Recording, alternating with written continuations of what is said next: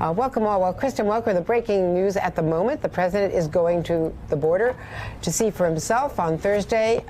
This is quite a high-profile event, as Sarah Sanders has just tweeted, but no negotiations and no solution yet for hundreds of thousands of federal workers and all of the people who rely on the federal government. That's right, Andrea. And let me just read Sarah Sanders' tweet so we hear the official announcement. President Donald Trump will travel to the southern border on Thursday to meet with those on the front lines of the national security and humanitarian crisis.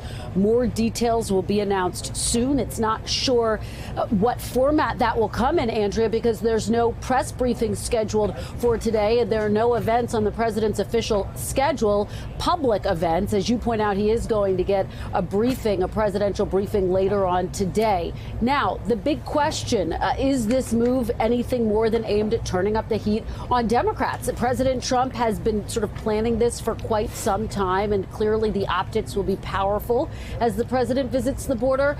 But as you point out, Andrea, Congress doesn't come back until tomorrow, and there are no negotiations scheduled. The two sides can't even agree upon how the talks that have already unraveled have gone. President Trump over the weekend saying they were productive, but Democrats firing back saying that they weren't productive. So where do things stand? Well, the president's still demanding $5 billion for a border wall. He now says it can be steel instead of concrete. It's not clear that Democrats are asking for that as a concession. In fact, they say a border wall is a non-starter. They say his threat to potentially issue a national emergency and send troops to the border is also a non-starter. It's something that will undoubtedly face legal challenges, Andrea. But all of this as some 800,000 federal workers are poised to not get pay. They're caught in the crosshairs of all of this. Democrats, for their part, to turn up the heat, and I'm sure Casey's going to talk more about this strategy, are going to try to pass some individual measures this week. But those measures will undoubtedly go nowhere because they're not going to pass the Republican-led